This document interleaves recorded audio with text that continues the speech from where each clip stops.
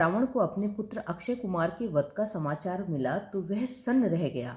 ऐसा कौन सा वीर इस धरती पर पैदा हो गया जिसने राक्षस राज रावण के शक्तिशाली पुत्र का वध कर दिया?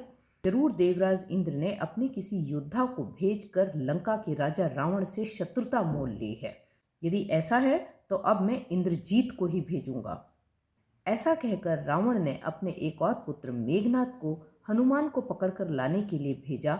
मेघनाद बड़ा ही पराक्रमी योद्धा था। एक बार युद्ध में इंद्र को हरा देने के कारण उसका नाम ही इंद्रजीत पड़ गया था। पिता का आदेश पाकर इंद्रजीत अपनी सेना के चुने हुए लड़ाके लेकर अशोक वाटिका में पहुंच गया। हनुमान अभी भी एक पेड़ पर बैठे फल खा रहे थे। जीत की सेना देखकर उन्होंने वृक्ष उखाड़कर सैनिकों पर फेंकना फिर से आरंभ कर दिया। मेघनाद यह देखकर अत्यंत चकित था कि उसके या उसके सैनिकों द्वारा चलाए गए तीर हनुमान का कुछ बिगाड़ ही नहीं पा रहे थे। वैसे आपको नहीं लगता कि हनुमान को सीता का पता लगाकर और श्री राम का संदेश देकर वापस लौट जाना चाहिए था? फिर वे अशोक वाटिका क्यों उजाड़ रहे थे? श्री राम ने तो उन्हें ऐसा कोई आदेश नहीं दिया था। यदि आपके मन में भी ये प्रश्न है तो इसका उत्तर आपको इस वीडियो के अंत तक मिल जाएगा, तो वीडियो अंत तक अवश्य देखिए। मेघनाद ने भी हनुमान से यही प्रश्न पूछा था कि तुम आखिर हो कौन और मेरी अशोक वाटिका को उजाड़ क्यों रहे हो?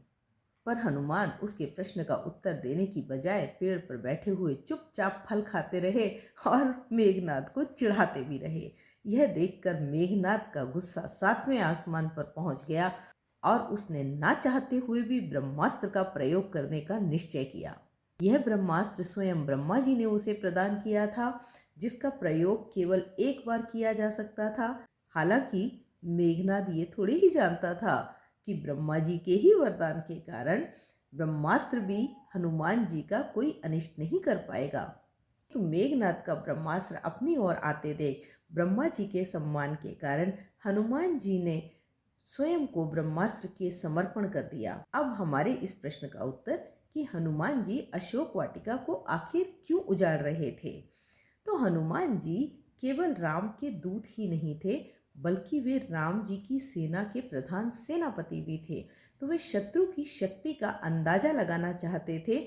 इसलिए जब सैनिक उन्हें बांध कर ले चलने लगे तो वे खुशी खुशी उनके साथ चल दिए, क्योंकि रावण से तो वे भी मिलना चाहते थे।